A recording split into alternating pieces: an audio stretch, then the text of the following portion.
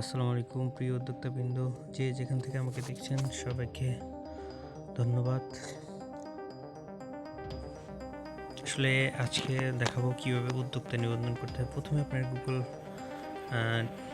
গুগলে এসে আপনারা সার্চ করবেন হচ্ছে উদ্যোক্তা, জাস্ট উদ্যোক্তা লিখবেন। উদ্যোক্তা লিখে আপনারা সার্চ করলে প্রথমে একটা লিঙ্ক চলে আসবে, সেটা হচ্ছে একসেবা উদ্যোক্তা।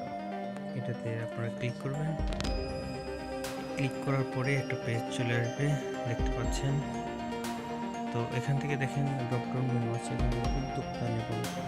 ফার্স্টে হোমের ডান পাশে দেখেন জাস্ট চাপ দিবেন, এখানে ড্রপডাউন মেনু চলে আসবে। এখান থেকে আপনারা সেন্টার সিলেকশন করুন, ডিজিটাল সেবা সেন্টার নাকি ইউনিয়ন ডিজিটাল সেন্টার, কোনটা যার যেটা সেটা দিয়ে দিবেন।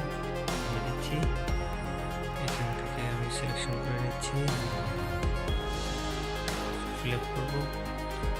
আপনারা একটু ওয়েট করুন, আমি ফিল আপ করে দিচ্ছি।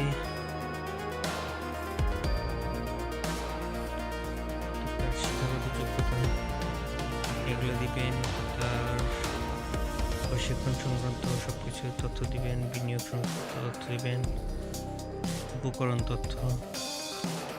এরপরে দেওয়ার পরে আপনারা যে ফলটা করে জাস্ট আবেদন সাবমিট করবেন, করলে একটা ফর্ম চলে আসবে সাবমিট। তারপরে আপনাকে পরবর্তী নির্দিষ্ট সময় পরে আপনাকে ফিডব্যাক মেলে জানাবে।